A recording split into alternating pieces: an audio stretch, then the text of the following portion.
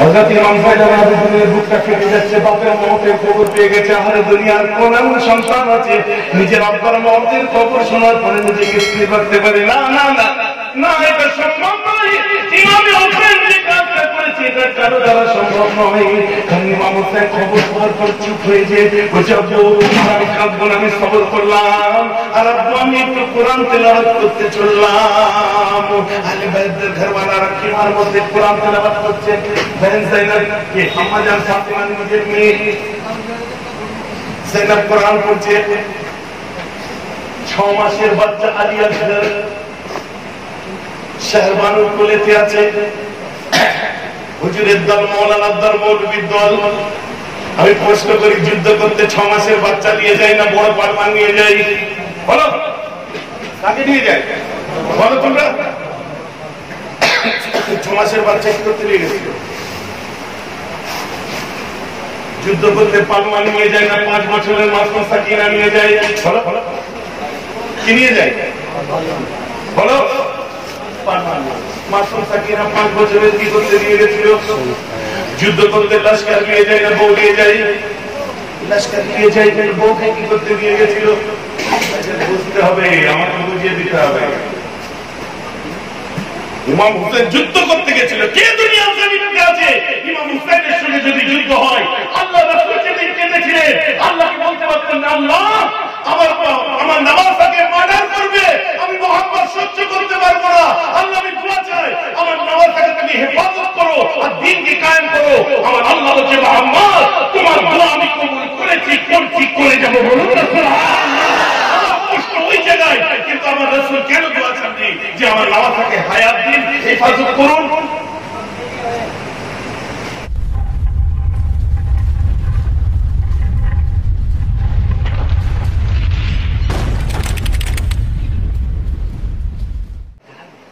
আমার রাসূল মিম্বরে খতমে নবুয়তে জলওয়াগার আফতাব পাদ্রী এসে আমার রাসূলকে বলল, ইয়া রাসূলুল্লাহ একটা চ্যালেঞ্জ আছে। বলে কি? বলছে আফতাব পাদ্রী খ্রিস্টান মানুষ, সে বলছে তোদের ইসলাম ধর্ম যদি সত্য হয়, তোদের ধর্ম যদি হক হয়, তোরা তোদের নবীকে আলাওলাদ দিয়ে ময়দানে আসতে বল। আর আমাদের ধর্ম যদি সত্য হয়, আমরা আলাওলাদ দিয়ে ময়দানে আসবো। যারা হক হবে তারা বেঁচে যাবে, আর যারা বাতিল হবে তারা গর্ক হয়ে যাবে, ডুবে যাবে। আমার রাসূল নামলেন, স্টেজ থেকে নেমে সোজা সালতানাত ইসলামের মুকদ্দাস শাহজাদি আলমে তাকহীরের মালিকা আম্মা জান ফাতিমার বাড়িতে চলে গেলেন। যে আওয়াজ দিলেন, নাইজুল হাসান, কাহা है হাসান? না না, আমি হাজির আছি। আমার রাসূল কম্বল খুলে দিলেন, চাদর হাসান করে চাদরকে নিচে, চাদর নিচে वो पाक जिस्म हमारे पाक हसन नवासा रसूल अपने पाक तन को, पाक जिस्म को पवित्र देहोटा चादरेर मध्य दिए। हुसैन कहाँ है? हुसैन मानो हाजिर हो, फिर चादर के नीचे हजरत इमाम हुसैन चादरेर मध्य गए, पाक तन पाक जिस्म चादर। ऐना फातिमा लब्बैक या अबाती, मेरे खातून जन्नत, तो भी मेरे चादर के नीचे आ। अम्मा जान फातिमा ताहिरा चादर बोलते गए। ऐना अली इब्न अबी तालिब, कहाँ है अली? हुजूर मैं हाजिर हुआ, मेरे चादर के नीचे आ। अली का भी पाक तन पाक जिस्म चादर के नीचे। अब चादर के नीचे पाक जिस्म पाक तन चादर, मेरे रसूल भी अपने सरे अक़दस बंधन कर ली। अब चादर के पीछे वो पाक जिस्म पाक तन पवित्र शरीर कोटा हलो, कोटा हलो। ये पाक जिस्म कितने हुए? ये पाक तन कितने हुए? अरे पाक तन नहीं हुए तब से दुनिया में पाक तन हुए। बोलो सुभान अल्लाह। पवित्र पास्ता दे हसन पाक, हुसैन पाक, फातिमा पाक, अली पाक, रसूल जरे बोलो पाक। समझो ऐसे करो ना। আমার রাসূল চাদরের মধ্যে মাথা ঢুকিয়ে নিয়ে বলেন, ইয়া আল্লাহ ওয়া ইয়া আহলে বাইতি, আমার আল্লাহ আমার আহলে বাইত আল্লাহ যারা এদেরকে ভালোবাসবে তুমি তাদেরকে ভালোবাসবে। আমার আল্লাহ যারা এদের থেকে দূরে চলে যাবে তুমি তাদের থেকে দূরে চলে যাও। আমার আল্লাহ তোমার হাবিব এদেরকে ভালোবাসে তুমিও এদেরকে ভালোবেসে না। তোমার হাবিব এদের ভালোবাসে। আসসালামু আলাইকুম। চুপ করে আছে। আমি জোর করে বলি কি আপনি ভেতর থেকে একটা ঘুমড়ানো দেবুটা ভুট্টা আওয়াজ আসলো।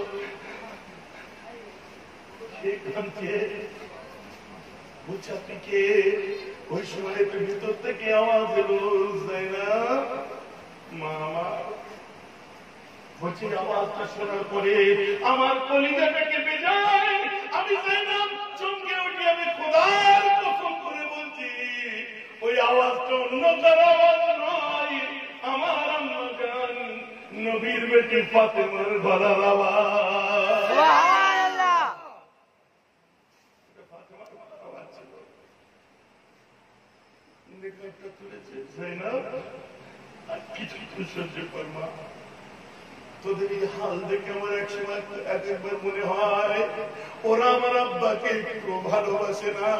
ওরা যদি আমার আব্বাকে ভালোবাসতো আমার ছেলে মেয়েগুলোকে এইরকম বেইজ্জতি করতে পারতো না। আমাদের ঠিক বলেছে যে ওরা সত্যি আমার রাসূলকে ভালোবাসতো না। ওরা মুনাফিকের দিন ছিল। আমাদেরকে বলছে আম্মা কি করছেন এখানে? বলছে আমার বেটার লাশটা এখানে শোয়ানো হবে, আমার হোসেনের লাশটা এখানে পড়বে। আমি আলমে আরওয়াহ থেকে দেখছি কারবালার জমিনে কোচা কোচা পাথরগুলো আছে। আমার সুলতানের পিঠ মুবারকে ফুটে যেতে পারে।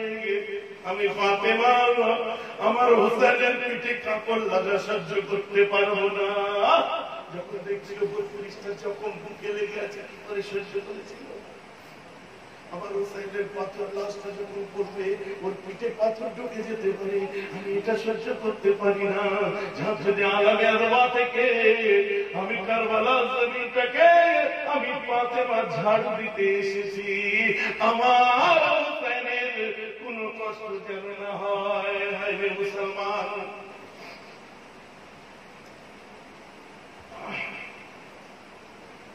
কোন উদ্দেশ্য চলছে? আর বাচ্চা সাকিনা হযরত হুসাইনের বুড়ি মাথা দিয়ে শুয়ে আছে।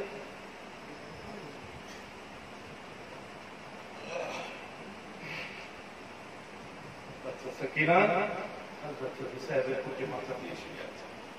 হুসাইন বাচ্চার পিঠে হাত রাখছে। 5 বছরের সন্তান। হুসাইনের সিনা ছাড়া ঘুমাতে পারত না।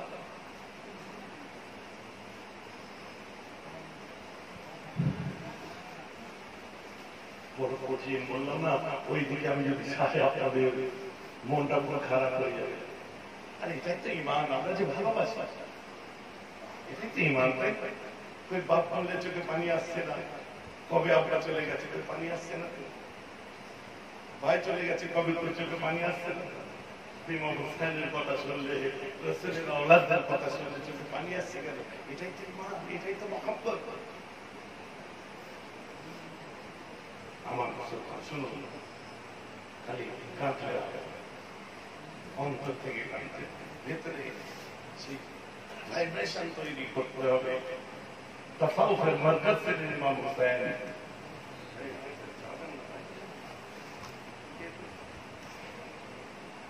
শরীফ পড়া হোক। সুবহানাল্লাহ।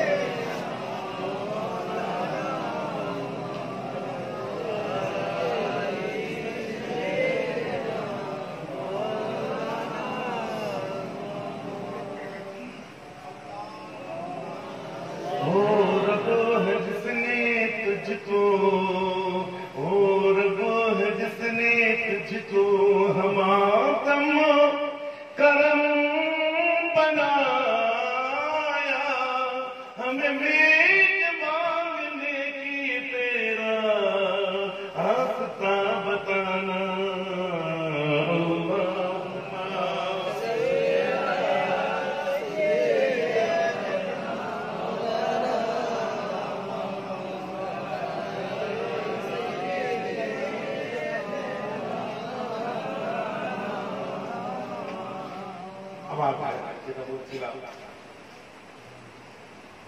কতক্ষণ হয়েছে, কটা বাজে থাকবো আমার আবার বেশি বলা চলে না, ফিনিশ করি হয়নি, ফিনিশ করি একটা 10 হয়েছে, 1 ঘন্টা হয়ে গেল। মহাব্বত কাকে বলে বুঝতে পারছেন? জলসার কমিটির ছেলে দাঁড়িয়ে দেখো, তোমাদের তোমার ডায়েরিতে লিখা আছে, আমার ডায়েরি নেই, হচ্ছে আমাকে 1 সপ্তাহ আগে দেখে নেবে, আমি ফিরি আর ফিরি। এরা অনেক দিন ধরে আমাকে বলে আসছে, তো 1 বছর আগে এদের বলেছিলাম ভাই আমি জলসার দাওয়াত এখন আমি দিচ্ছি না, কারণ ডাক্তারের কারণ মহাব্বতে এসেছি, পেশাদারের জায়গা থেকে আসি, কারণ আমার এখন জলসায় বেরোলে হবে না, শরীরটা আমার খারাপ, প্রত্যেক মাসে বোম্বে ছুটতে হচ্ছে, কিন্তু এখানে বসে পড়লে আবার শরীর খারাপ মনে হচ্ছে না। যদি দেখছেন শরীর খারাপ, তো প্রেশার মেশিনটা নিয়ে আসেন, 160-এর উপরে এখন প্রেশার, কালকে 190 প্রেশার উঠে গেছে, টাকাগুলো এখন ভিজিয়ে ওই অবস্থায় যে ভাতগুলো ফলের নিচে বসে পড়েছে। খালি আপনাদের দোয়া, এই যে স্টেজে এসে বসা আপনাদের দোয়া, আর অন্য কিচ্ছু না। আপনারা আরো দোয়া করতে থাকেন, ওর রোগ বালা আমি খাবড়া পাচ্ছি কথা বুঝতে পেরেছি। ডাক্তারকে আমি বলে দিচ্ছি চেষ্টা যা করা তোমরা করো, ফাইনাল হিসাবটা আমার ভাইয়ের আগে আছে। বলে কি বলে এত হাত আল্লাহর কাছে উঠছে, আল্লাহ বলছে ওকে ফেরেশতা যেমন করে রেখে দেবে, ওকে যেমন করে সুস্থ করে দিয়ে ওকে সবাই দোয়া করছে। আমি আল্লাহকে বলি আল্লাহ যারা দোয়া করুক না করুক, আমি যেন সবাই জন্য দোয়া করতে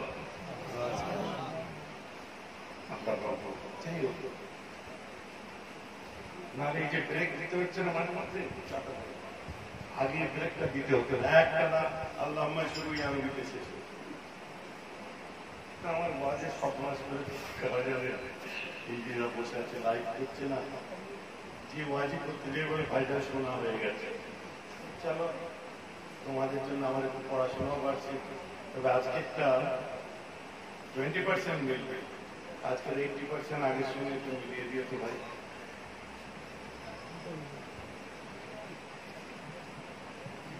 ওদেরকেও চ্যালেঞ্জ করে রাখলাম যারা লাইভ করছি, তোরা আরো বেশি করে আমার লাইভ কর, যাতে আমি তোদের জন্য নতুন নতুন করে পড়তে পারি। আরে বাবা আনন্দ না হয়ে এদের ভয়ে তো পড়বো।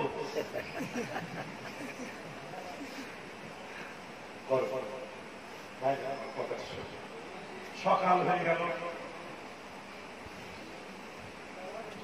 ময়দানে জঙ্গলে লড়াই আরম্ভ হয়ে গেল, তারা লড়াই করতে আরম্ভ করলো। উল্টো অন্যায় লড়াই, উল্টো লড়াই, কোন যুক্তিহীন ভাবে আক্রমণ করা, যুক্তিহীন ভাবে আছড়ে পড়া, ভেঙে পড়া, আহলে বাইতের উপরে যুক্তিহীন ভাবে অত্যাচার আরম্ভ হয়ে গেল। এটাকে যুদ্ধ বলে না, অসম লড়াই, এক কথায় মেরে কেটে দেওয়া। কারবালার যুদ্ধ এটা অনেকে বলতে যে কারবালার ময়দান বলে, খালি যুদ্ধ অনেকে বলে না। বদরের যুদ্ধে কি হয়েছিল মনে আছে? আচ্ছা দেখেন, কারবালার যুদ্ধে বলতে পারেন, কারবালার ময়দানে কি হয়েছিল ময়দান বলে দেখবেন, যুদ্ধ বলতে গেলে মুখে আটকে যায়, কারণ অসম লড়াই ছিল। কেউ বলছে 40টা পুরুষ, আর কেউ বলছে 150 জন টোটাল, আর 4000-এর বিরুদ্ধে। ইমাম হুসাইনের বয়স কত ছিল শাহাদাতের সময়?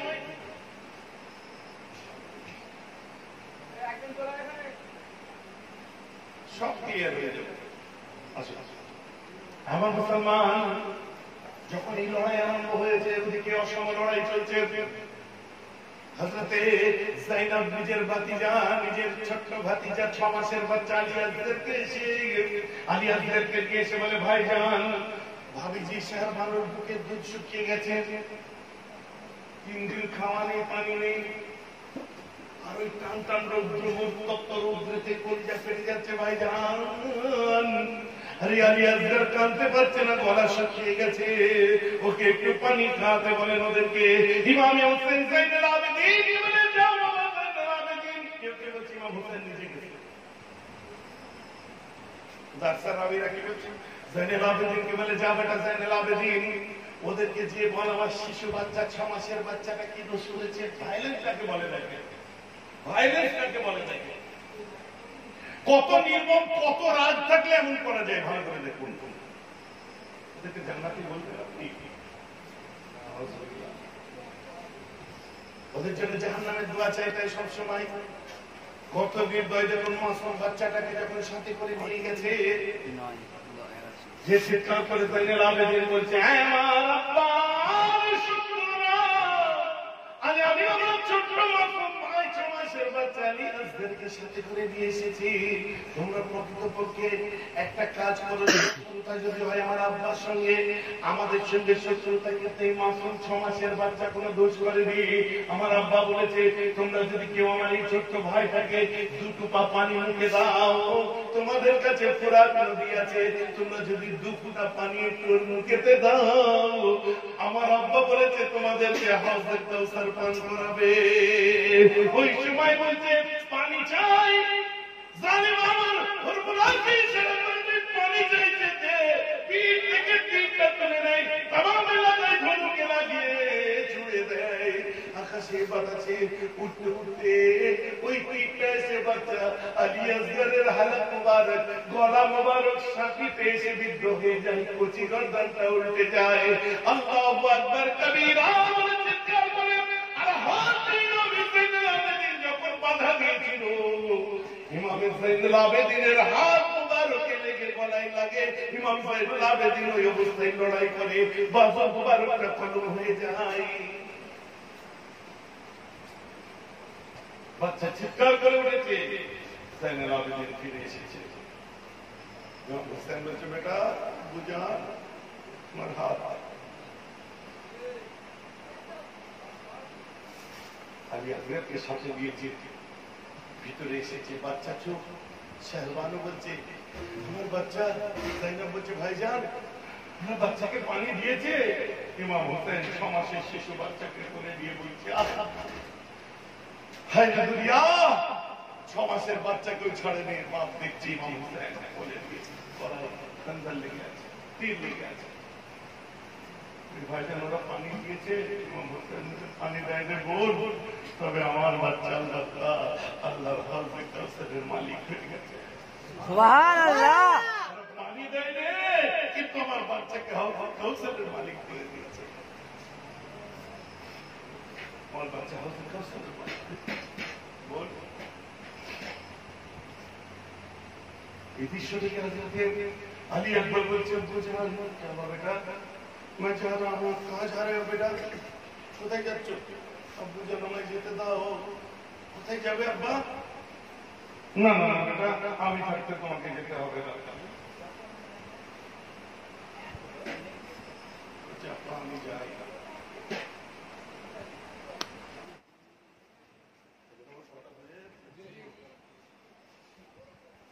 তাই আল্লাহ রাসূল বলে, প্রত্যেকটা কথার পিছনে যে রুহানি একটা উত্তর থাকে, যে উত্তর গুলো সেই জগতের মানুষের কাছে গেলে বড় গবেষণামূলক যারা বললেন, এই খুঁটিনাটি জিনিসগুলো একটু মাথায় রেখে দেবেন। পুরো নিখুঁত করে শোনানো সম্ভব হবে না, তবে যতটা হয় বাকি বসে হবে। আমার মুসলমান খেয়াল করে চলে রেখে দিন, আর হযরতে হাসান রাদিয়াল্লাহু আনহুর মতো দেখতে ছিলেন, তার সাহেবজাদা 6 ফুট বিশাল লম্বা, 6 ফুটের উপরে লম্বা, এত সুন্দর দেখতে, হঠাৎ তলোয়ার নিয়ে রেখে গেছে, চুপচাপ থাকতো আব্বা। ইমাম হাসান খুব চুপচাপ থাকছে, বাড়িতে নোংরা ফেলে দিয়ে চলে যেত, কিছু বলতো না। ফের পাশের বাড়ি থেকে নোংরা ছড়ে ফেলতো, কিছু বলতো না। একদিন ইহুদি ছিল পাশের বাড়িওয়ালা, একদিন ইমামে হাসানের বাড়িতে এসেছে, এসে দেখছে যে পাহাড় হয়ে গেছে, ময়লার পাহাড়। ইমাম হাসানকে বলছে, জানাব আপনার বাড়িতে আমি প্রতিদিন নোংরা ফেলি, ময়লা ফেলি, কই আমাকে আপনি তো কিছু বলেন না, কোনো প্রতিবাদ করেন না। ইমামে হাসান আল্লাহ রাসূলের নওয়াসা, রাসূলের চোখের তারা সবাই মাথাটা নিচু করে বলল, বোন, ছোট ছোট জিনিসের জন্য প্রতিবেশীর সঙ্গে, পাশের বাড়িওয়ালার সঙ্গে ঝগড়া করতে আমার মনে, আমাকে বারবার করতে আমি তাই কিছু বলছি, ঠিক আছে? সুবহানাল্লাহ, সুবহানাল্লাহ। আজকে যে যদি কারো পাশে বাড়ির লোকের সঙ্গে ঝগড়া হয় আজকে ওয়ার শোনা ঠিক হবে রাগলো নাকি কথাটা শুনে বলছি ছোটখাটো জিনিসের জন্য আমার নানাজি বলেছে প্রতিবেশীর সঙ্গে ঝগড়া করতে এটাই আমি কিছু বলি ঠিক আছে হয়ে যাবে বলছি যে এটাই যদি তোমার নানার আদর্শ হয় আমাকে কলমা পড়িয়ে মুসলমান করবে সুবহানাল্লাহ মুসলমান ছোট্ট বিষয় मोहम्मद मुसलमान के अंदर सुनने के दिन इमाम हुसैन ने साहबजादा अबुल कासिम को बोले चाचा जाओ चुपचाप हमें क्या है बच्चा बेटा अहले बैत के घर वालों को तुम्हें लाज ले जाना पड़ेगा मदीना जाना पड़ेगा कौन ले जाएगा घर वाली को अहले बैत के तमाम बर्तन से घराना इधर मौजूद है इन्हें कौन ले जाएंगे चाचा जान बर्दाश्त नहीं होएगा पहले हमें कट लेने दो फिर आप जाना तो तुम हमारी बाबा कहते नीचे जाओ तारपर तुम ही जाओ क्या ना बेटा और तो ये कर लो चाचा बर्दाश्त करते पारो यही আমার বড় ভাই নিশানে তুই আমার কলিজার ভাইটাকে বলা বিষ খাইয়ে মেরে দিয়েছি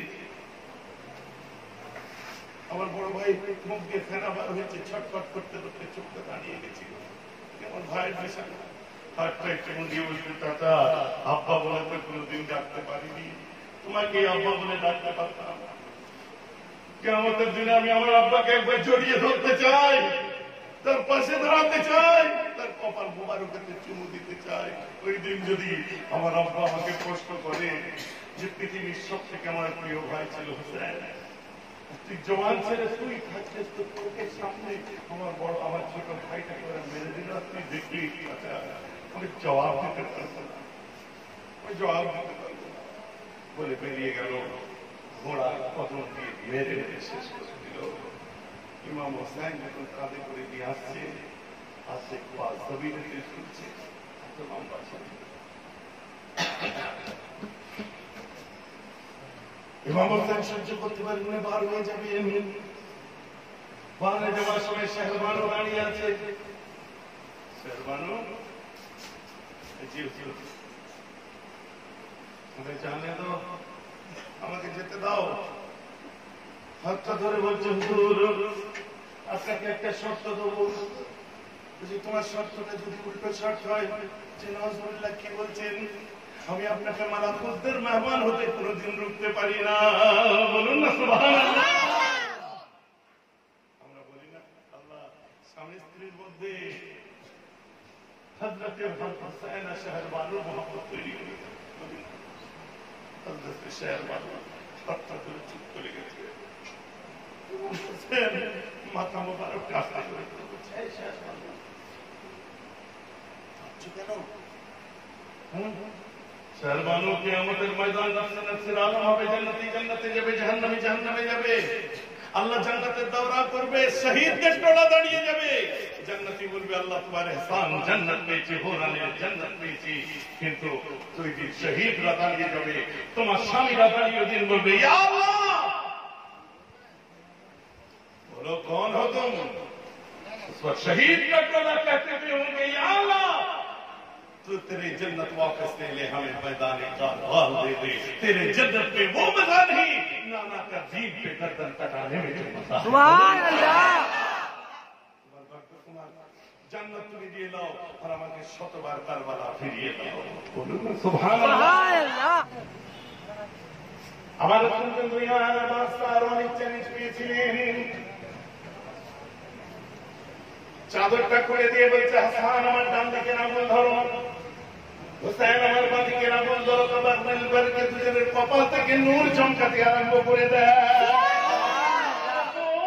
আম্মা জান্নাত ফাতিমাকে বলে দিল ফাতিমা তু আলী का दामन थाम ले अली तू मेरा दामन थाम ले पाक पन्नतर के अन्य के शरीरे शरीर লাগিয়ে চ্যালেঞ্জের মোকাবেলা করতে করতে পাহাড়ের উপরে উঠেছে আল্লাহ রাসূল বলেন সামনে সব মুহাম্মদকে যারা চ্যালেঞ্জ দিয়েছিলেন তোমরা মুহাম্মদের সামনে এসে দাঁড়াও অর্থাৎ পাদ্রী কাঁপতে আরম্ভ করে কাঁপতে কাঁপতে এক সময় নিজের আল্লাহদের বলছে মুহাম্মদের ডান দিকের আঙুল যে ধরে আছেন নাম হলো হাসান আর বাঁ দিকের আঙুল যে ধরে আছে ওদের নাম হচ্ছে হুসাইন আর ওদের কপাল থেকে নূর চমকাচ্ছে ওদের সঙ্গে চ্যালেঞ্জ করে জিততে পারবো না আয় আয় ওই বাচ্চার কপালের নূর থেকে মুসলমান হয়ে যায়। দেরি করে দাও, নানা কলমা করে মুসলমান। আমার রাসূল চ্যালেঞ্জ দিয়েছে, কিসের জন্য চ্যালেঞ্জ দিল এটা পয়েন্ট আউট করে দিই। যে ইসলামকে জিন্দা যে বাচ্চাদেরকে দিয়ে করা যায়, ইমাম হুসাইনকে দিয়ে, ইমামে হাসানকে দিয়ে করা যায়, বাচ্চা শিশু অবস্থায় তার নবী রেখে দিয়েছে, তো কারবালায় কেন হবে না?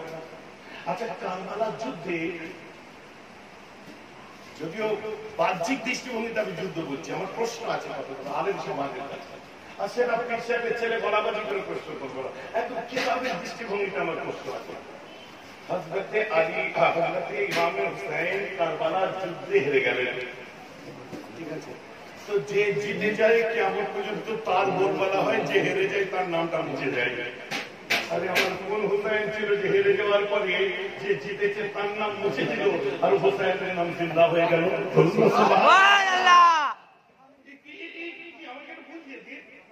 সিপিএম হেরে গেল, টিএমসি চলে এলো, সিপিএম এর নাম অনেকে এখন আর নিচ্ছে। কথা বুঝতে পারছি। কংগ্রেস হেরে গেল ৭৭-এ, তাই তো ৭৭,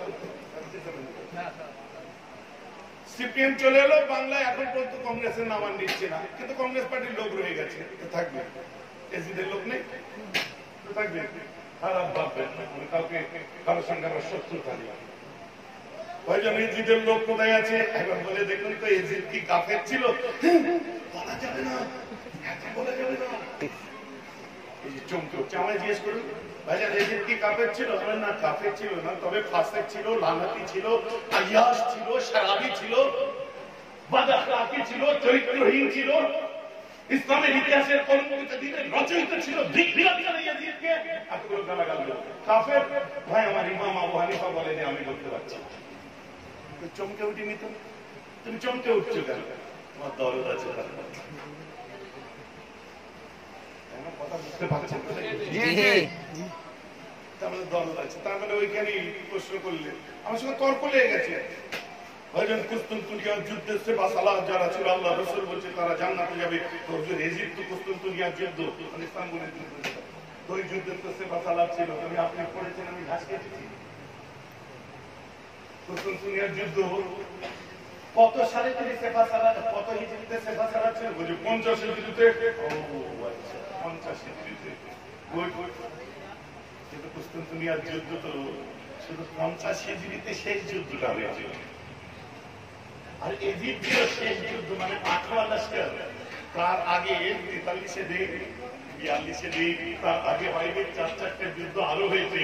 আল্লাহর রাসূল যারা প্রথম লস্কর, আলেম ওলামারা শুনে নিন ভালো করে, যারা প্রথম লস্কর ছিল আল্লাহ রাসূল তাদের জন্য সুখবর দিয়েছিলেন, আর এজিদ ছিল 18 লস্কর, ওই লিস্টের মধ্যে নাম ছিল না। তাহলে আপনি আমার ইমাম বলেন, আমি বলিনি, আমি হানাফি। কথা বলতে পারছি না, তাকে লানাতি বলেছে, আমি বলি। ফাতুল বারী খুলে দেখুন, ইবনে হাজার আসকালানী কি লিখছে। এসব বলতে গেলে অনেক রাত লাগবে, ইতিহাস এগুলো একটা একটা টুকরো। ওই জন্য ছেলেদের বলি, এখন জলসা করে না, বাড়িতে বসে থাকি, মাঝে মাঝে যে সময় দিয়েছি, কমসে কম এই নলেজ গুলো আসুক, অনুসজ্জিত মন।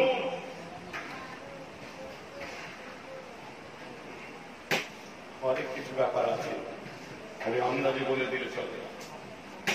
জিনিসটা আমি খালি আপনাদের তুলে দেবো। তো ছোট্ট ইমাম হুসাইন, আচ্ছা জন্মাবার আগে বললেন ভাইজান, আপনি বললেন কারবালার যুদ্ধ হয়েছে, বাহ্যিক রূপে দেখছেন, ভেতরে তাহলে কি হয়েছিল? ভেতরে কি হয়েছিল শুনলেন? ভেতরে এটাই হয়েছিল, যুদ্ধ কখন হয়েছে? 42 কি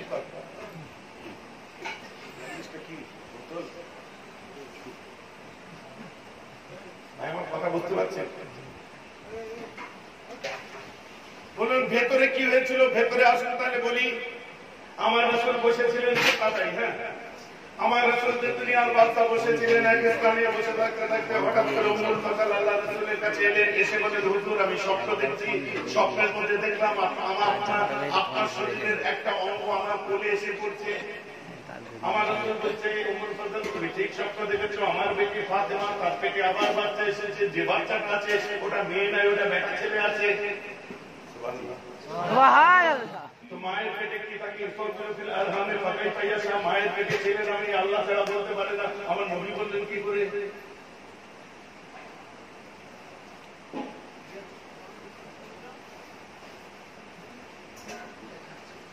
আমার আল্লাহ বলিয়েছেন, আল্লাহ তো বলছেন 5টা জিনিস আমি ছাড়া কেউ বলতে যেন পারে না, নবীকে বলে ফেললেন কি করে? তাহলে ব্যাপার ইনি কি তাই না কি গো? মুসলমান আমরা মানবো না, কারণ আল্লাহ আল্লাহ, নবী নবী, নবী কোনোদিন খোদা না, খোদা কোনোদিন নবী না। কিন্তু আজকে বেধর্মীরা কি ভাববে, যারা এটা শুনবে কি ভাববে, যে নিজের উপর চাপ বেশি পড়ে যাবে বলে আল্লাহ আছে বলে আমাদের মাইন্ড ডাইভার্ট করছে, আসলে উনি সব। হ্যালো, আমার ওয়াইফ বলতে পারছে একদম ভুল ব্যাখ্যা করবেন না, রেকর্ডিং বন্ধ করবেন না, তাহলে আমার কাঁচার লেগে যাবে। আমার নয়, এটা বেধর্মীদের কথা বলছি আমি। তারা কি ভাববে, যার নলেজ নেই খোদা সম্পর্কে, আমার নলেজ আছে খোদা সম্পর্কে, যারা আল্লাহ রাসূলের হুকুমগুলো মানেনি তারা কি বলবে, ইনি বললো কি করে? কেউ বলো ভাই তুমি মুসলিম ভাই, তোমাকে আমি একটা কথা বলি, তোমাদের কিন্তু হযরত মুহাম্মদই খোদা। আমার বলে নাউজুবিল্লাহ বলতে নেই ভাই। কেন বলতে নেই? আমাদের খোদা তো বলছে 5টা জিনিস খোদা ছাড়া কেউ বলতে পারে না, আর ওই 5টা জিনিস তো মুহাম্মদ সাল্লাল্লাহু আলাইহি ওয়াসাল্লাম বলে, হযরত মুহাম্মদ বলে দিয়েছে, তাহলে উনি কি খোদা হতে পারে না? একটা অন্য ধর্মের মানুষ যদি বলে, আমরা কি বলবো না ভাই এমন করে বলতে নেই বলে, আমাকে তাহলে যুক্তি দিয়ে বুঝিয়ে দাও, কি বুঝাবেন?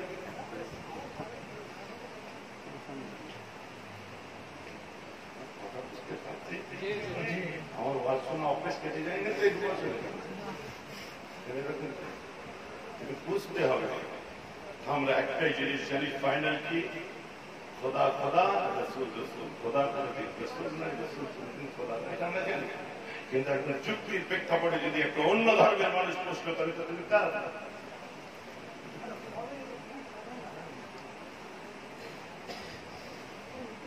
আমি এর ভিতরে ঢুকছি না, আমি শুধু বলে দিলাম আমার রাসূল বললেন যে আমার রাসূলকে আল্লাহ ক্ষমতা দিয়েছিলেন। সুবহানাল্লাহ। এটা আমি মুসলমান বলে মানছি, আল্লাহ ক্ষমতা দিয়েছিলেন। কিন্তু যে আল্লাহকেই মানে না, সে কি বলবে? যে আল্লাহ যে মানেই না, সে বলবে উনি সব, আর কেউ নেই। আমরা যে কর্মা পড়েছি বলে আমরা মানি।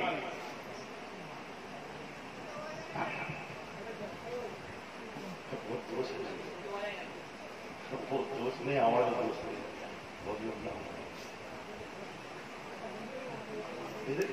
আমি দিচ্ছি, আমি জোর করে দিচ্ছি। এবারে শুনতে পাচ্ছেন? হ্যাঁ, এবারে আসেন। পরে আল্লাহ রাসূল চোখ ভরা পানি কাঁদতে আরম্ভ করে দেয়। উম্মুল ফাজল বলে, হুজুর আপনি কাঁদছেন কেন? আপনার চোখে পানি কিসের জন্য? বলছে এই মাত্র জিবরাইল আমিন আমার কাছে আসে, আর একটা কুরতা নিয়ে আসে, একটা কামিজ নিয়ে আসে, পুরো রক্তের রঞ্জিত অবস্থায়, কাঁচা রক্ত। রক্তটা কার? বলছে আপনার মেয়ের পেটে যে বাচ্চাটা আছে, ফাতেমার পেটে যে বাচ্চা আছে, যার নাম হলো হুসাইন। একদিন এই হুসাইনকে বড় নির্মম নির্দয় ভাবে কারবালার ময়দানেতে নির্দয় ভাবে মার্ডার করা হবে। আর ওই রক্ত মাখা পিরাহানটা আমি আপনাকে দেখালাম। আল্লাহ রাসূল বলে, আমার আদরের নাতির জন্মাবার আগে কবরটাকে মুহাম্মদ আমি স্থির করতে পারি নাই, তাই আমি একটু কেঁদে ফেলেছি। কি এটা? বাচ্চা জন্মাইলে কারবালার খবর আসছে, তো যুদ্ধের ভেতরে কিছু আছে যেটা বলেছি ঠিক না ভুল? উম্মে সালমা আল্লাহ রাসূলের কাছে এসেছে। উম্মে সালমা হাজির হয়ে তাকে আমার নবী ঢুকতে কাটছে, সম্ভব করুন একটা নবী আর ওই সস্তায় বাজার গ্রহণ করার ঘটনা একটা একদম কিতাবি কথা, হাদিসে আল্লাহ রাসূল কাঁদছে। উম্মে সালমা এলেন, আপনি কাঁদছেন কেন? চোখটা মুছে বলছি, জানিস আমি কেন কাঁদছি? উম্মে সালমা কাঁদছেন কেন? বলছি জানি জিবরাইল ফাখবারনি, জানি জিবরাইল ফাখবারনি আন নাবনি আল হুসাইন রা'দ মিন্নি বিআরদ আল ইরাক ওয়া ইয়াকুনহা কারবালা। বলুন আল্লাহু আকবার। কি বলছে? আমার কাছে জিবরাইল এসেছিল, ফাখবারনি খবর দিলেন, আন নাবনি আল হুসাইন, হুসাইন বিআরদিল ইরাক, জায়গাটা ইরাক হবে। আর কোন জায়গায়? সরজমিনে ইয়াকুলুহা কারবালা, স্থানটা হবে কারবালা। আমি মোহাম্মদ থাকতে পারিনি, আমার কাছে দেখ শিশিতে করে বোতলে করে সেই কারবালার মাটি এনেছে। এই মুসলমান হুজুর এই মাটিটা ঠিক করে রেখে দে। শুন إذا تحولت تربة بتربته الحمراء فقد قتل। إذا تحولت যখন দেখবি পরিবর্তন হয়ে গেছে তুরবাতান বিতুরবাতিল হামরাও, এই মাটির রংটা লাল রং হয়ে গেছে দেখবি, মানে বলে রক্ত হয়ে গেছে না, বালির রংটা লাল হয়ে গেছে দেখবি। ফাকাত কুতিলা, জানলে আমার হুসাইনকে মার্ডার করে দিয়েছিল। কোনটা ভেঙে গেল কি? এটা যুদ্ধ তো হয়েছিল 61 হিজরিতে, কথা বুঝতে পারছেন? আর এই কি ঘটনা ঘটছে এখানে? আমার রাসূল এটা বললেন কি করে? কাঁদছেন কেন আমার রাসূল? তাহলে কারবালার ময়দানটা ওটা ছিল, মুনাফিক দূর হওয়ার ময়দানটা ওটা ছিল, কিন্তু কারবালা অনেক আগে রূহের জগতে আলামে আরওয়াহে কারবালা হয়ে ইসলাম জিন্দা দেখতেছে। বলুন না সুবহানাল্লাহ। ওটা ছিল প্র্যাকটিক্যাল ময়দান। আপনারা আমাকে বললেন ভাইজান হয়েছিল কি যে ওখানে যেতে হলো? বাস্তব প্র্যাকটিক্যাল। আমি বেট লাগিয়ে বলে দিচ্ছি, হুজুর মওলানা বলি সাহেব হযরতপুরে বহু বয়ান আপনারা শুনেছেন, কিন্তু আপনারা মুসলমান, আমরা মুসলমান, আমরা অনেক এখন পরিষ্কার নয় যে হয়েছিল কি, কারা ছিল, কবে, কেন। আমরা আলোচনা কি করি কি? ইমাম হোসেনের শহীদ কিভাবে হয়েছিল, আমরা আলোচনা করে কি তাদের ফজিলত কি ছিল, কিন্তু কেন কারবালা হলো, কারণটা কি, ওই ঝগড়াটা শুরু আর কি বলবো? শুনুন, স্বচ্ছ ধারণাটা রাখুন। 40 থেকে 60 হিজরি পর্যন্ত হযরত আলী মারা যাওয়ার পরে, ইন্তেকালের পরে, শাহাদাতের পরে, বিসালের পরে 40 হিজরিতে খলিফা হয়েছিলেন কে? এগুলি বললাম আমিরে মুআবিয়া রাদিয়াল্লাহু আনহু। কত হিজরি? 40 থেকে 60 হিজরি পর্যন্ত আমিরে মুআবিয়া রাদিয়াল্লাহু আনহু তিনি খলিফা ছিলেন। ঠিক আছে, 60 হিজরির কাছাকাছি তার ইন্তেকালের, আমিরে মুআবিয়া ইন্তেকালের কিছু আগে তিনি আমিরে মুআবিয়ার ছেলে ছিল ইয়াজিদ, যে ওনার শেষ সময়তে উনি বায়াত নিতে, ভোট নিতে আরম্ভ করলেন কুফা, দামেস্ক, ইরাক, মক্কা, মদিনা ইত্যাদি ইত্যাদি জায়গায়, যে কি আমার পরে ইয়াজিদকে খলিফা বলে তোমরা কে কে মানবে।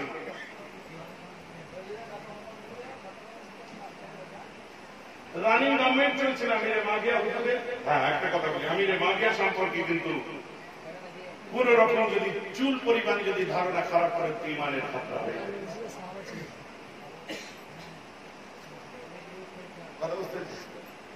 এখন আমিরে মুআবিয়া রাদিয়াল্লাহু আনহু বলল, আমার ছেলেকে তোমরা কে কে মানবে জানতে হবে। আমি যে করে দেবো, কেউ যদি না মানে তো তোমরা একটা তোমাদের ওপিনিয়ন দাও, ওপিনিয়ন বললো। কুফা ওপিনিয়ন দিল, বসরা ওপিনিয়ন দিল, সিরিয়া ওপিনিয়ন দিল, কুফা ওপিনিয়ন দিল, ইরাক ওপিনিয়ন দিল। কত পার্সেন্ট দিল? 80% ওপিনিয়ন দিল। মক্কা, মদিনা কিন্তু পুরো ভোটটা কোথায়? ইমাম হুসাইনের দিকে বলে, না হুসাইন। আর এই খলিফা হওয়ার চক্করে,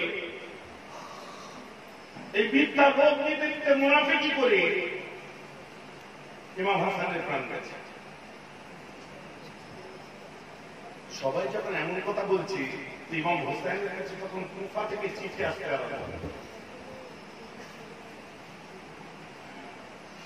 ওপিনিয়ন পোল নিতে আরম্ভ করলো। এই ওপিনিয়ন পোল যখন চললো, ওপিনিয়ন পোল চলতে চলতে হযরতে আমিরে মুআবিয়া হুজুরের ইন্তেকাল হয়ে গেল। যখন ইন্তেকাল হলো, ইন্তেকালের আগে তিনি বললেন যে বাবা, অনেকের মত ইয়াজিদকে বলেছিল কি, কেন আমরা ওনার প্রতি খারাপ ধারণা করি না? শুনছেন আপনারা? আমিরে মুআবিয়া, আপনারা বলবেন তিনি তো হযরত ইমাম হুসাইনের কথাই কি বলতে পারতেন, রাসূলের নাতি ছিল। এখন ইমাম হুসাইন দামেস্কে নয়, তিনি আছেন মদিনায়। ন্যাচারালি যেখানে না ছেলে আছে, ছেলেকে আমি খলিফা করে দিতে পারি, কিন্তু খবরটা আমাকে নিতে হবে। সবাই চাচ্ছে কি চাচ্ছে না? তো যখন দেখলো যে সর্বসম্মতিক্রমে ছেলেকে চাচ্ছে না, কিছু মানুষ বাদ আছে, তখন উনি বললেন যে বাবা, অনেকে ইমাম হোসেনকে চাইছি, এই ইমাম হোসেন আর তোমার লড়াইয়ের মধ্যে আমার রাসূলের নামাজের সঙ্গে যেন তুমি বিয়াদবি করে ফেলবে। কথা বলতে পারছেন? তাহলে কে বারণ করে দিয়ে গেলে? আমিরে মাবিয়া। তাহলে আমরা আমিরে মাবিয়া হুজুরকে কোনো দোষ নাউজুবিল্লাহ দিতে পারি না। কি বললেন? আমার রাসূলের নামাজের সঙ্গে তোমরা যেন বিয়াদবি করে ফেলবে। চলেন নিয়েছি ডাক্তার আমিরে মাবিয়া। তাহলে খেলাফত কার আসবে? ইয়াজিদ না ইমাম হুসাইন? যেহেতু ভোটাভুটিতে পার্সেন্টেজ এসে গেছে, এবারে ইমাম হুসাইনের কাছে কুফা থেকে চিঠি আসতে আরম্ভ করলো, প্রায় 150 চিঠি আসে যে আপনি খলিফা হন, আপনি খলিফা হন। এই চিঠি আসা থেকে কুফায় হযরতে মুসলিম, হযরতে ইমাম হুসাইনের ভাই, চাচতো ভাই, ওনাকে পাঠালেন, যাও যে খবর নিয়ে আসে সেখানের অবস্থা কি। উনি খবর নিতে এসে চিঠি পাঠাচ্ছে ভাইকে, ভাইজান খবর খুব ভালো, আপনি চলে আসুন, কারণ আমি আসার সাথে সাথে 10,000 মানুষ আমার হাতে বায়াত হয়ে আপনার কাছে বায়াত হয়েছে। বলেন সুবহানাল্লাহ। তখন কুফার গভর্নর কে ছিল খুব নরম মেজাজের নোমান বিন বাশির। কথা বলতে পেরেছেন? কিন্তু নরম মেজাজের কাজ নয়। সুখ টান দিয়ে এটা বললে কিন্তু 3 ঘন্টা লেগে যাবে, আর আপনারা বুঝতেও পারবেন না। গল্পের ছেলে আমি একটু বলে দিই, নলেজের কথা বলতে পেরেছিলাম। তো ওই সময় কি করলো, নোমান বিন বাশিরকে ইরাকে ট্রান্সফার করে দিল যে কি তুমি ইরাকের গভর্নর হও। আর ইরাকের গভর্নর ছিল Ubaidullah bin Ziyad. Ubaidullah bin Ziyad এক খাররা লোক একটা। এই উবাইদুল্লাহ বিন জিয়াদ 66 হিজরিতে মার্ডার হয়েছে। কতল হয়েছিল কেন? উবাইদুল্লাহ বিন জিয়াদ বদবক্ত ছিল, আর উবাইদুল্লাহ বিন জিয়াদ ইসলামের শত্রু। এ মার্ডার হয়েছিল, একে মেরেছিল, একে শেষ করেছিল, একে ধ্বংস করেছিল। কে যাবে? মুখতার সাকাফি। এর নাম হচ্ছে মুখতার সাকাফি। 66 হিজরিতে কিভাবে মানলো? ওনার গলা কেটে খানচার উপরে রেখে মুখের উপরে মারতে আরম্ভ করলো, তুই আমার রাসূলের নাতিকে মেরেছিস। আচ্ছা পিছিয়ে যান। মুখতার সাকাফি ইয়াজিদের মওতটা, ইয়াজিদের মওত গলা কেটে কেন, মাফ করবে, উবাইদুল্লাহ বিন জিয়াদের মওতটা গলা কেটে কেন হলো বুঝতে পারবেন। এর উপরে খানচার শ্রেণীর উপর রাখলো কেন এগুলি বুঝতে পারবেন। কত সালে মারলো? 66 হিজরি। কে মারলো? নাম হলো মুখতার সাকাফি। ঠিক আছে, 66 হিজরি। এইবার আসুন আমার কাছে। যখন ফ্লাইটে ডাকলো ইমাম হুসাইন, তখন মক্কা থেকে মদিনা থেকে মক্কায়, আর মদিনা থেকে তারা রওনা দিয়ে দিয়েছে কুফা। শর্টে শর্টে বলি, কুফার পথে যখন রওনা দিয়ে দিয়েছে, খুব ভালো খবর, কুফার মানুষরা মেনে নেবে। কুফার মানুষরা চাইছে, কুফার মানুষরা ইমাম হুসাইনকে ভালোবাসে এবং আমাকে ওখানে চলে যেতে হবে। ইমাম হুসাইন যেতে আরম্ভ করলেন। আপনারা বলছেন যুদ্ধ করতে যাচ্ছে না, এটা তো খলিফা হবে, খেলাফতের যুদ্ধ নয়। মুসলমানের সঙ্গে যুদ্ধ কেন করতে যাবে? এখানে মতামত পেশ করা হবে। তারপরে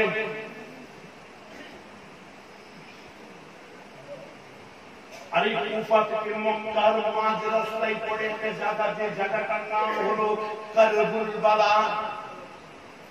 কারবুল বালা, কারবুল মানে কাছাকাছি, বালা মানে বিপদ।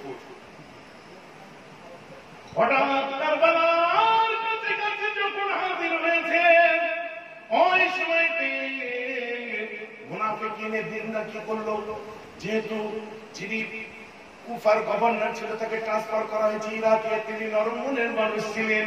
আর ইরাকের জল্লাদটাকে টেনে নিয়ে আসা হয়েছে কোথায়? কুফাতে যার নাম হলো উবাইদুল্লাহ বিন জিয়াদ। আর উবাইদুল্লাহ বিন জিয়াদ এসে হুমকি দিয়ে বেড়ে দুমড়ে মুচড়ে একদম র্যাগিং করতে আরম্ভ করে দিল। দিয়ে যারা ইমাম হুসাইনের পক্ষে মত দিয়েছিল তাদের উপর হুমকি দিয়ে চোখ রাঙিয়ে শাঁসিয়ে কাউকে মার্ডার করে, কাউকে বেঁধে আগুন জ্বলিয়ে বাড়িতে পুড়িয়ে, এমনকি শেষ পর্যন্ত ইমাম হুসাইনের ভাই হযরতে মুসলিমকে পর্যন্ত মার্ডার করে দেয়। ইন্না লিল্লাহি ওয়া ইন্না ইলাইহি রাজিউন মার্ডার করে দিলেন।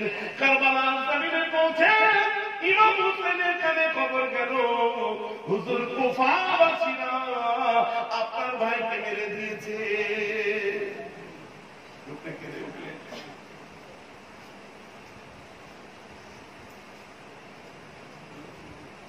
সন্ধ্যা নেমে এসেছে, সন্ধ্যা নেমে এসেছে। বেটা কোন জায়গা? সাইনুল আবেদিন হুজুরকে বলছে ইমাম হুসাইনের সাহেব, এটা কোন জায়গা বাবা? আব্বু কারবালা। চমকে উঠলেন। চতুর্দিকে ফুরাত নদী ঘিরে দিয়েছে, পানি বন্ধ করে দেওয়া হয়েছে। সীমার নাম শুনেছেন? উলমুলা জালিম আমার, ওরা ইমাম হুসাইনের কাছে এসে সামনে দাঁড়িয়ে বলছে, হুসাইন তোমাকে ঘিরে ফেলেছি আমরা। কেন ঘিরে ফেললে? কেন? যে দেখো লোক লস্কর দিয়ে সব এসেছি। যারা ওরা তো আমাকে ডেকেছে, ওকে আমি চিনি তো, আমি তোমাকে চিনি তো, আমি তোমাকে চিনি তো। আরে তুমি তো আমায় চিনি পাঠিয়েছো। সব মাথা নিচে তুলে দিচ্ছে। কেন? তলোয়ারের ভয়, বন্দুকের ভয়ে, বোমের ভয়ে, AK-47 ভয়ে, গায়ের জোর।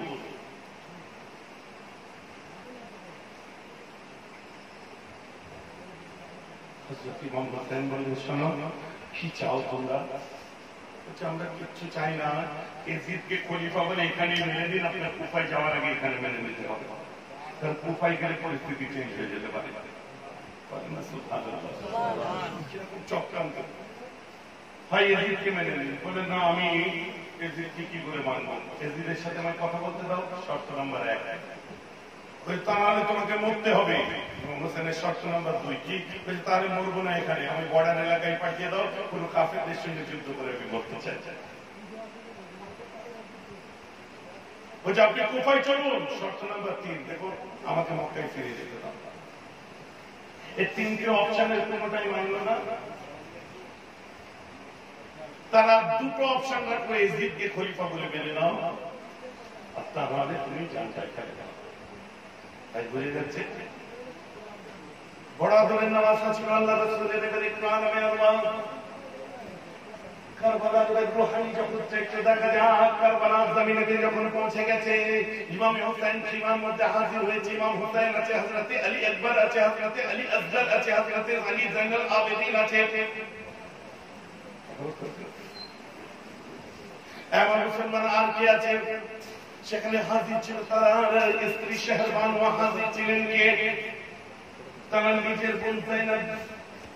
কোন কোন রিওয়ায়াতে আছে 70 জন কারবালায় গেছিলেন, 72 জন। 72 জনের মধ্যে 40 জন পুরুষ ছিলেন আর 32 জন মহিলা ছিলেন। আবার কোন রিওয়ায়াতের মধ্যে পাওয়া যাচ্ছে 150 জন ছিল, আর উল্টো দিকে ছিল 4500।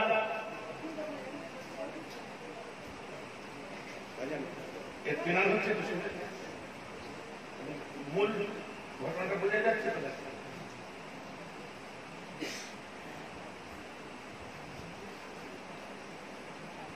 এমন মুসলমান আহলে বাইতের ঘরওয়ালারা আছে। ইমাম সাইনুল আবেদিন ইমাম হুসাইন কি বলছে, আপু আপনার মনের অবস্থা খারাপ কেন? কোথায় পাবেন? এটা আমি জাকাতুল কিতাব থেকে বলছিলাম। ওই জায়গায় মানদার পেটে তুলে ধরেছেন কে? খতিব বাগদাদি, তারিখে বাগদাদ কিতাবের নাম নতুন বিখ্যাত। যেমন তারিখ আপনাদের ইন্ডিয়ান হিস্ট্রি আছে, হিস্ট্রি অফ ইউরোপ আছে, তখন বাগদাদের একটা হিস্ট্রি আছে ইরাক। কি বলছে? তারিখে বাগদাদ লিখছেন কে? খতিব বাগদাদি। আর এসে কে?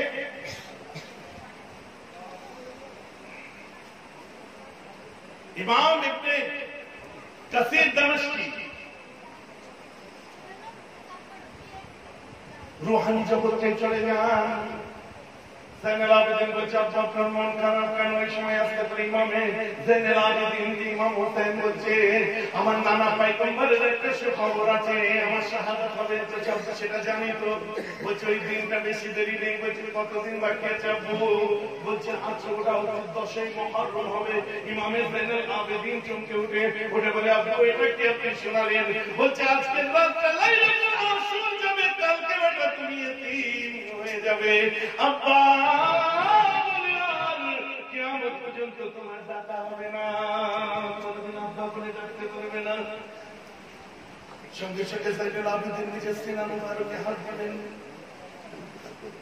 হাত দিয়ে হাত পাতলে একটা চাপড় দিলেন।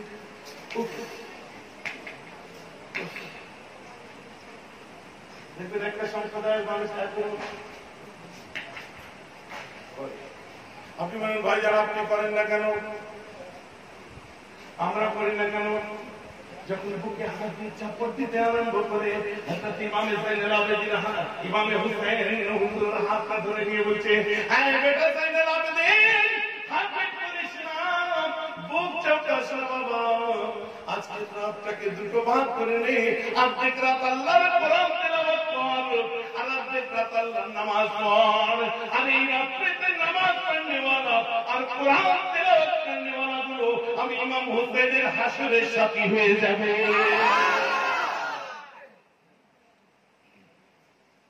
কিসা কমপ্লিট। কেউ বুক চাপড়ায় কেন? জাইনুল আবেদিন চাপড়েছে, চাপড়ানো আমরা বন্ধ করে দিয়েছি কেন? যদি ইমাম হোসেন বারণ না করতেন আমরাও আর চাপড়াতাম। যেহেতু ইমাম হোসেন বারণ করেছে আমরা হুসাইনের সুন্নতকে তার হুকুমকে মেনে নিয়েছি, কারণ ইমাম হোসেন আমাদের ইমাম। কমপ্লিট। আমাদের অবস্থানটা হচ্ছে হুজুর ওরা তাহলে চাপড়াচ্ছে, ওরাই করছে, ওরা সেখানে ওদেরকে জিজ্ঞেস করে, ওদেরকে যে বলেন আমরা করিনি, আমার হুসাইন বারণ করছে।